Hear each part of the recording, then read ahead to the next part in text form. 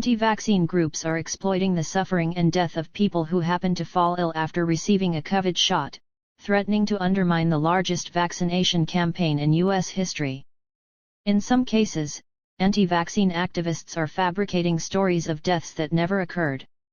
Anti-vaccine groups have falsely claimed for decades that childhood vaccines cause autism, weaving fantastic conspiracy theories involving government, big business, and the media. Now, the same groups are blaming patients' coincidental medical problems on COVID shots, even when it's clear that age or underlying health conditions are to blame, Otes said. They will sensationalize anything that happens after someone gets a vaccine and attribute it to the vaccine, Otes said.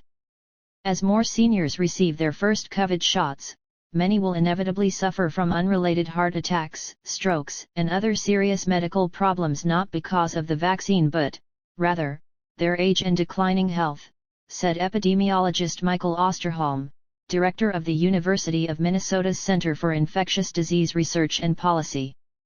The media will write a story that John Doe got his vaccine at 8 a.m. and at 4 p.m. he had a heart attack, Osterholm said on his weekly podcast.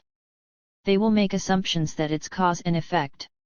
Public health officials need to do a better job communicating the risks real and imagined from vaccines, said Osterholm, who served on President Joe Biden's Transition Coronavirus Advisory Board.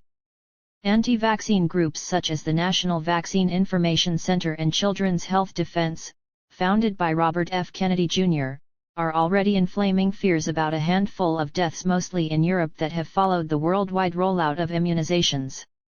Here in the U.S., vaccine opponents have pounced on the tragedy of Dr. Gregory Michael, a 56-year-old Florida obstetrician-gynecologist, to sow doubts about vaccine safety and government oversight.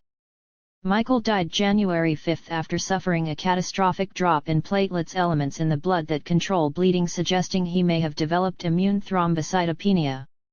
According to a Facebook post by his wife, Heidi Neckelman, doctors tried a variety of treatments to save her husband, but none worked. A spokesperson for the Centers for Disease Control and Prevention said the agency is investigating Michael's death, as it does for all suspected vaccine-related health problems. Many Americans were already nervous about COVID vaccines, with 27% saying they probably or definitely would not get a shot, even if the shots were free and deemed safe by scientists, according to a December survey by KFF. KUN is an editorially independent program of KFF. These people may be particularly susceptible to vaccine misinformation, said Rory Smith, research manager at First Draft, a nonprofit that reports on misinformation online.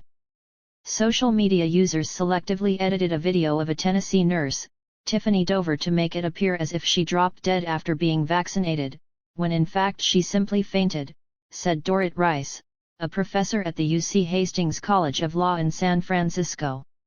Although Dover quickly recovered, social media users posted a fake death certificate and obituary.